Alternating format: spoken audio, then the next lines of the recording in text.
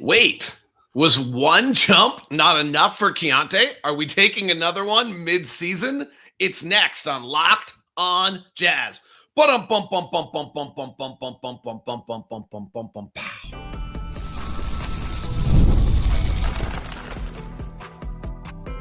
You are Locked on Jazz, your daily podcast on the Utah Jazz. Part of the Locked on Podcast Network.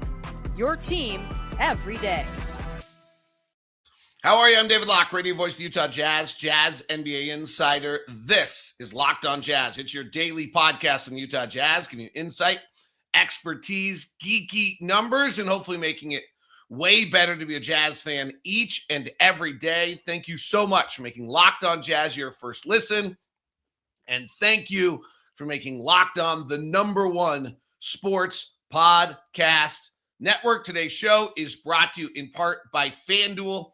FanDuel, if you want to be right in the middle of the action this season, visit FanDuel.com to place your NFL bets all season long. Here's what we got. Trends Monday. As always, we'll look at that. We'll also look at the draft pick. It took some interesting things. For those of you on YouTube, yes, David spilled on himself this morning. There's a big wet spot in the middle of my sweatshirt, if you're wondering. I just noticed it, that it's really obvious. I thought it wouldn't be obvious, but it's really, really obvious. We'll do that. We'll look at Will Hardy's relationship with his players. There's the viral video that went nuts last week with him yelling at the players.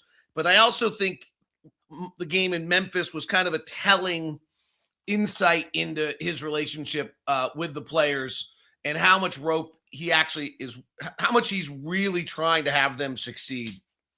So we'll touch on that. And then, but we're going to start with Keyonte. Keyonte, just absolutely fabulous. I do want to welcome some new Everydayer Club members. Shane Brown joined the Everydayer All Access. Welcome to Shane. Glad to have you aboard on that. Welcome as well to Ryan Brunner. Ryan, glad to have you as part of the Everydayer Club. And also Ryan Locked On 2 joined the Everydayer Club. I don't know. It's weird that his last name is Locked On. But welcome. Glad to have you guys aboard. I'll tell you more about it. Big week coming up with the Everydayer Club. A lot of stuff on that. All right, let's start with Keyonte. So Keyonte was a monster on Friday night. That's as good as he's ever been. Obviously, career high. Just when you start to put it together, no Jazz player has put up since I think like Adrian Dantley put up 39, 8, and 5, or 39, 6, and 8 on 20 shots, 10 of 10 from the line.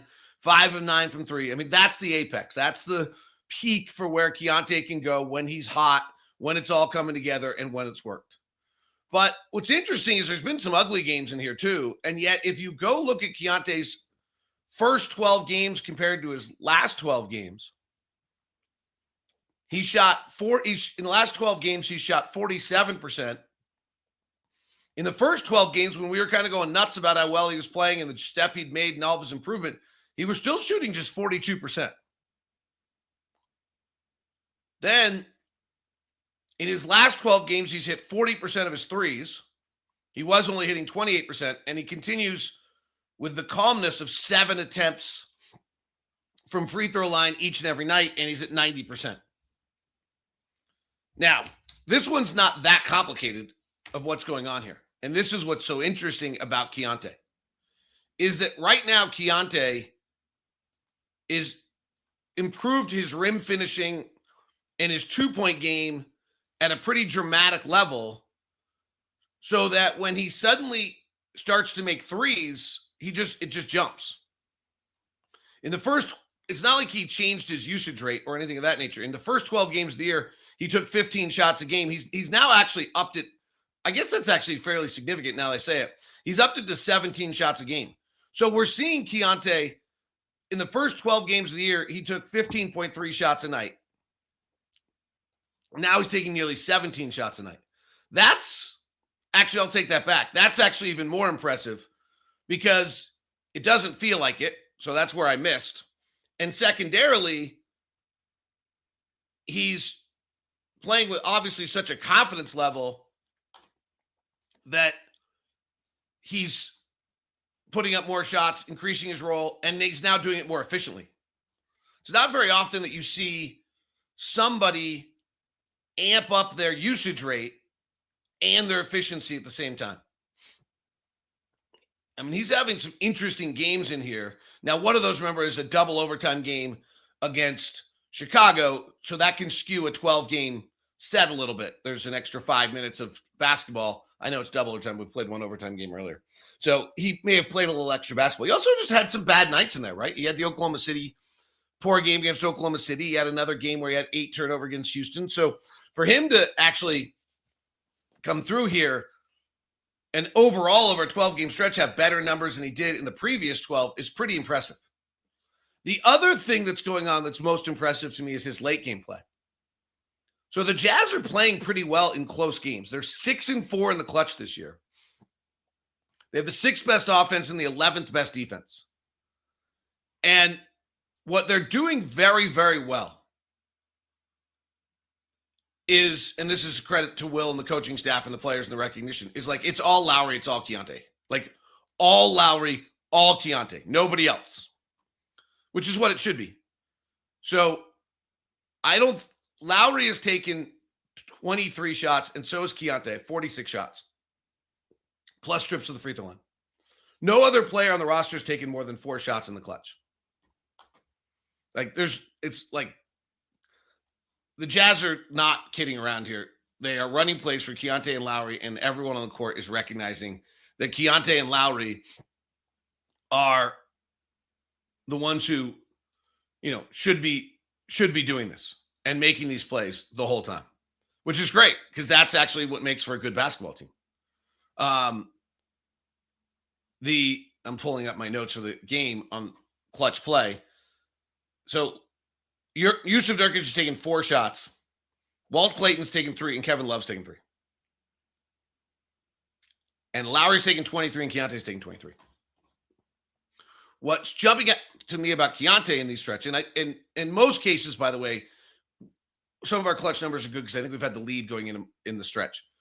The other one that jumps out to me about Keyonte is, so he's taking 23 shots. He's been to the free throw line 23 times too. So Keyonte is our late game answer. The game the other night against Memphis is noteworthy because Lauri does not score in the fourth quarter. And the guys make enough plays. Keyonte makes the plays to win the ballgame. John Morant also doesn't. John Morant was awful down the stretch. Dribbled off his leg, threw one away. Memphis really was discombobulated late and not good. But Keyonte in the clutch this year is 10 of 23, 44%. Those are much more difficult opportunities. 3 of 9 from 3, and 21 of 23 from the free throw line. So the Jazz have the 6th best offense in the clutch this year in the 10 clutch games. And Keyonte's been at the helm. And to shoot 44%, particularly for a guy who's not shot 44% for his career, in the clutch is a pretty big deal.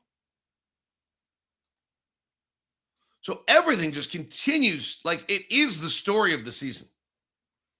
I mean, I just frankly not sure we can talk about it enough. That you can have this many big moments and this much growth. And again, we've talked about just time and time again how much it changes everything about who the Jazz are and what they're doing this year. But it's real. Like, it's that big a deal. In the clutch against Memphis, Keyonte was 2 for 3. In the clutch against the Rockets in the win, he was 1 for 1. In the double overtime game against the Bulls, he was 4 for 8. In the clutch win against the Celtics, he was 1 for 2. It's just pretty impressive. This is not something that he did well prior, but he was not efficient at anything prior. Last year in the clutch, Keyonte shot 23%. And 26% from 3. Last year in the clutch, Keyonte was 10 of 43, 23%, and 26% from 3. He just didn't have any chance. The year before, he shot 36% in the clutch, 13 of 36. He was better from 3. That's kind of what he could do. He was 8 of 18. His threes, he was 5 of 16. Or 2s, 5 of 16. So just another massive, awesome growth step for Keyonte George. Will Hardy and his players. Let's discuss it. Because I know a lot of fans get frustrated. Why aren't the young guys playing? Why are guys getting benched? I thought Friday was a pretty good representation of where that relationship is and how it works. Next on Locked On Jazz. Today's edition of Locked On Jazz is brought to you by our friends over at Murdoch Chevy. The Murdochs have been in Utah for over 90 years, doing amazing work and keeping the promise to have no regrets experience to you as the Utahn and to the community. And now with the great red tag sale going on right now, here are some of the deals. The 2026 Chevy Equinox, 0% APR. That's pretty great. The 2026 Chevy Silverado 1500 Crew Cab, 0% APR. That's right. Amazing deals going on right now at Murdoch Chevy. Also, big tax break with Section 179 for businesses, for trucks and things of that nature. And Murdoch can help you out. Get those before January 1st. You want to get that done now before January 1st with some of the tax breaks you can get as a vehicle on a vehicle. And so get that done over at Murdoch Chevy. If you're going to head over there, please email me first at dlock09@gmail.com so that we can give you the VIP experience that you deserve at Murdoch Chevy. Today's show is also brought to you by Wayfair. The holidays always show up faster than we expect. They're here. If you're still putting together gifts, last minute decor, getting your home ready for guests, Wayfair has you covered. Whether you need a quick room refresh, new bedding, or those final seasonal touches, Wayfair makes it easy to get what you need fast. Wayfair is truly your one-stop shop for everything home with decor, furniture, kitchen essentials, and gifts for every style and every budget, all delivered quickly and easily. Huge selection of bedding, decor, kitchen gear, kids' room updates, all able to find in one place. It's so easy to shop by style. It helps you pick pieces that actually fit your home instead of guessing. No massive deliveries, no stress. So get last-minute hosting essentials, gifts for all your loved ones, decor to celebrate the holidays for way less. Head to wayfair.com right now to shop all things home. That's Wayfair, WAYFAIR.com, WAYFAIR.com. Wayfair, every style, every home. Thank you so much for making Locked On Jazz your first listen of the day, and welcome. And thank you to everybody who's joined the Everydayer Club, the brand new Everydayer Club. For those of you who want ad-free, exclusive access to Locked On Sports Today, exclusive access to the whole Locked On Discord channel, which has been a lot of fun, you can get that for $5 a month. That is, or $50 a year. You go to lockedonjazz.supercast.com. That's lockedonjazz.supercast.com. Now, all access. You got the Leaf to Lean has launched the Darren Peterson breakdown for you. If you're in all access, you get all the bonus content of Leaf to Lean's college breakdowns and drafts and getting you ready for the draft and looking at college players that I don't have time to look at. This week, we'll have a very special guest on the show with a major announcement about coming up on Friday with the Jazz and a very special guest. And you'll get bonus content from that special guest. You also get a bunch of my Jazz prep notes. You get one-on-one texting interaction with me. You get daily newsletter into your inbox about the show. You get emptying the noggin the other night after the game. That's all available for you with the All Access Club for $15 a month for you. Empty the noggin back.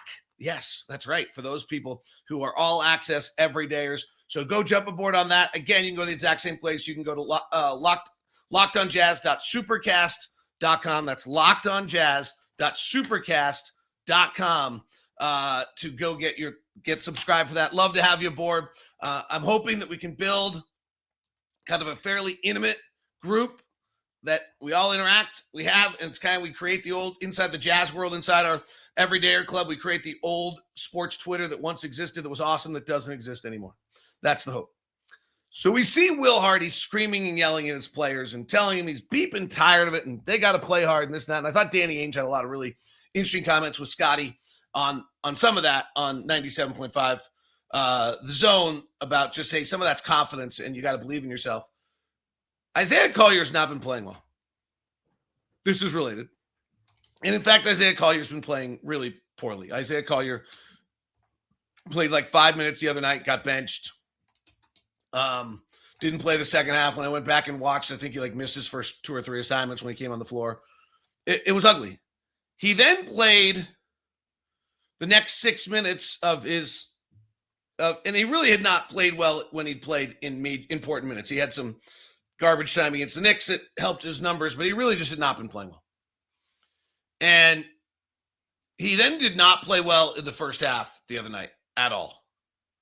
And I, at one point, went to commercial break, said to Ron Boone, like, I don't think we're seeing Isaiah Collier for a while. And this is where I think for all the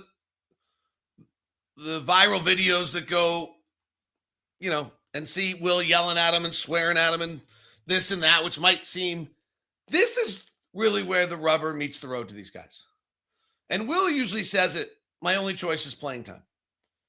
But the other thing on that is that Will can give the player playing time again as I kind of believe in you. And so what I mean by this is I think it would have been totally reasonable for Will Hardy to not play Isaiah Collier in the second half against Memphis. He had just not been playing well. He just was off. It would have made sense. And it could have been spiteful a little bit, but like, fine, screw you. If you're not going to play, you're sitting. And he did the opposite. He put him back out there. And then not only did he put him back out there, he let it run. Isaiah Collier played 18 consecutive minutes, I think it was, in that fourth quarter. Ended up playing 24 minutes of the best 24 minutes of basketball he's played all year long. Well, the message now to Isaiah Collier, which I'm sure Isaiah Collier was not hearing prior, is, yeah, I'm hard on you, but I got your back. One, when you played well and did what we asked and were aggressive and played downhill instead of horizontally and executed and did all the things you're supposed to do, not only that did you get to play, I ran you out for 18 straight minutes. But moreover, you ran out there on a night where maybe it was an extra effort on my part to like put you back out there. And I think as much as a Bryce Sensabaugh, an Isaiah Collier, to a lesser extent, a Cody Williams, to a lesser extent, a Taylor Hendricks right now, to some extent, Walt Clayton as he tries to figure this out. He's so new to it all. That I think what you really want out of your head coach, if you're one of these players, is the belief that I'm going to get opportunities and get chances. And I think that message is being sent pretty clearly to these guys that, hey, we believe in you. I need certain standards by which for you to do things. If you do those things, you'll continue to get time. And I think that's a pretty important fact that's the message. That these guys, they have to believe that Will's on their side. And I don't think there's any question that they believe that. So I think that's like when we see these viral videos and that one was a little, it was uncomfortable and it got a lot of play and this and that. And we see Will blowing up during a timeout. The bottom line has to be like, okay, is there a standard by which you're expected to play? Yes. If I play to that standard, do I get my time? Yes. Will I get plenty of chances to show you that I can do this? And the answer is yes. And that's where that relationship is with these guys. And I thought that was a pretty good representation of it the other night. Walt, we've seen it too, but I don't think in his first year, in his first month and a half, it matters as much. For Isaiah, I was a starter a year ago. Now I'm not playing. Now I'm playing 6 minutes. Now I'm getting railed on. And doesn't feel great. Be interesting to see tonight what we do. We don't have Yusuf Nurkic. He's out after the weekend for rest. And Taylor Hendricks and Cody Williams were not on the injured list, and the Stars play tonight. So I'm assuming that Cody Williams and Taylor Hendricks, as of right now, are going to be with the Jazz tonight. Maybe Cody ends up going to the G League, maybe practices this morning with us and goes to G League by the afternoon. And Taylor will be with us because we need bodies to play. So it should be interesting to see what we do tonight with minutes and then how Isaiah Collier and Walt Clayton play. But there were some really interesting things in that with Isaiah and Keyonte back together on the floor. I do think at some point this season, I wouldn't be surprised if our rotations and lineups evolve and either Collier or Clayton is playing with Keyonte more, if not starting. I kind of suspect that at some point, but maybe not. I do think there's still some real evolution to where things go. We're 25 games into the season. A lot of things still can change. Monday is Trends Monday, and we will look at the draft pick as well because it's still really sketchy, and it's getting worse. There are 2 new teams that are now going to join the tank train, I think, and the train is really freaking full, and we'll talk about it. I don't even think it's tank, actually. It's just draft position train, and the draft position train is way too full for our well-being right now. We'll talk about it next on Locked On Jazz. Today's show is brought to you by FanDuel. NFL Sundays move fast, one big play, suddenly everything feels different. That's what makes live betting with FanDuel so exciting. You're not watching the game, you're reacting to it in real time. With FanDuel, you can place bets as the action unfolds. Every drive, every momentum, every swing, every momentum swing, every highlight moment. Live betting is the best when the game starts to shift, a receiver gets hot, a defense tightens up, or the momentum flips after a turnover. FanDuel lets you jump into the moment. Live spreads, money deals, adjust instantly. Player prop updates as the guy heats up. You can bet the next touchdown, scores, drives, results, totals, and more if it keeps you locked into every snap, locked into every drive, and locked into every possibility. So if you want to be right in the middle of the action this season, visit FanDuel.com and place your NFL live bets all season long. FanDuel, the game moves fast. So can you. I'm super curious. Jazz tonight. Anthony Davis is on the injured list. It's always interesting to see the line move on the injury. It kind of tells you whether they think someone's going to play or not. And the Jazz right now are the Mavericks are 1.5 point favorite over the Jazz in Salt Lake City. We'll keep an eye on that one. Denver-Houston, big game tonight. Denver, 1.5 point favorite in that one as well. And Clippers are a 4.5 point favorite against Memphis in LA. That's all at FanDuel. Today's show is also brought to you by Rouget. Rouget? Rouget. I always want to make it French. I don't know why I want to make an ED medicine French. Doesn't it seem like in some way, like an ED medicine should have some elegance to it that tells you that it's French in some way? I don't know. All right, let's be real. Making excuse doesn't solve anything. We've all heard them before. It's just stress. I'm tired. It happens. No, we want peak performance when it comes to that time. And when it comes to peak performance, sometimes your body needs an extra support. And that's where Rouget comes in. Rouget offers fast-acting, doctor-prescribed treatments for ED designed to help you stop making excuses and start making moves. Rouget makes it easy to get started. You just connect with a board-certified doctor, 100% online, no awkward waiting rooms, no in-person appointments.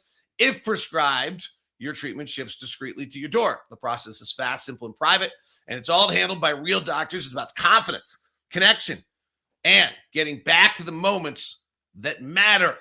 Visit RUGIET.com/LockedOnNBA to get 15% off your first order. That's 15% off your first order with Rouget, RUGIET/LockedOnNBA. Don't forget to use the code LockedOnNBA so they know who sent you. Stop making excuses. Start making moves. Thanks so much for making Locked On Jazz your first listen of the day. Every Monday, we do Trends Monday to catch up where the league is. First thing we look at is the last 10 games. Then we look at the last 2 weeks. We will look at draft position as well. Do we start there? Let's start there. All right. Here's where we sit with draft position. The Utah Jazz, if we do not pick 1 through 8 in the NBA draft, we lose our pick to the Oklahoma City Thunder. Right now, we sit 8th at 9 and 15. Here's the bad news. There are literally 3 more teams that I think are about to enter into this race. Okay. Portland, who did win last night, has lost 3 of 7. Their pick is protected 1 through 14. So they're going to make sure that they do the same thing that we're doing. Okay. That making sure that but they have suddenly lost 3 of 7. They're 10 and 16. Dallas tonight is actually 4 of 5, 5 of 6. And they're playing better. They're 10 and 16. Chicago is suddenly in the mix here as well. They're 2 and 8 in their last 10. They're 10 and 15, just a half game ahead of us. Milwaukee, I don't know what they're going to do because of Giannis, but they're suddenly 3 and 7 in their last 10 games and only a game ahead of us. And Memphis, who's playing really well, but just lost Zach Edey for a month, and if it's longer than a month, they're in this as well. This is getting super crowded. So right now, Washington has the worst record in the NBA at 4 and 20. We're not catching them in any way. There's no way. New Orleans, who gives their pick to Atlanta, is 5 and 22.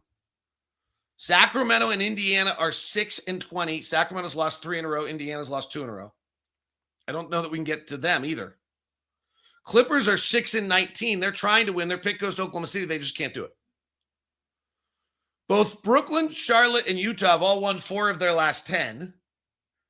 And Brooklyn's at 7 and 18. Charlotte's at 8 and 18. And we're at 9 and 15. We are sitting at 8th right now. If one team were to jump us in the lottery on lottery day, we would lose our pick. It's real. I mean, it sucks. I hate talking about it, but it's real. Like, we got to talk about it. We're not going to hide behind the fact that it exists. So I don't know what we do about it. And it's getting harder by the day. I mean, I think the original season thought was like, okay, well, there's very little chance we'll be as bad as Washington and Brooklyn, but we're going to be way worse than everyone else. And we're not. We're better than New Orleans. We're better than Sacramento. We're better than all these teams. And now we suddenly have, in my opinion, Portland, Chicago, and Memphis about to join the party. All right, let's get to the last 10 games.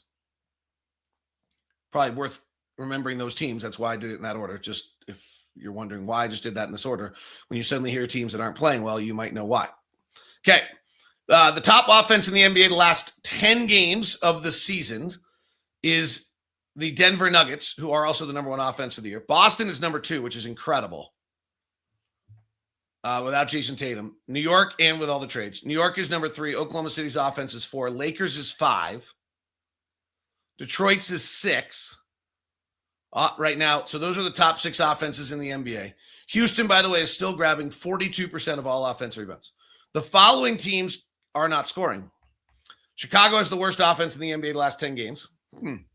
Then Toronto, Sacramento, Phoenix, suddenly without Devin Booker feeling it, Philadelphia, and Portland. The best defense in the NBA the last 10 games is Oklahoma City, still by 5 points better than anyone else. Then Houston, Memphis with Zach Edey, but that'll slide. The Knicks and the 76ers, with Brooklyn, interestingly, at 6th. Teams that are the worst defense in the NBA last 10 games is the Jazz, followed by Washington, Denver, the Lakers, surprising. I mean, JJ Redick's been talking about it, but it is surprising. The Pelicans, and Boston.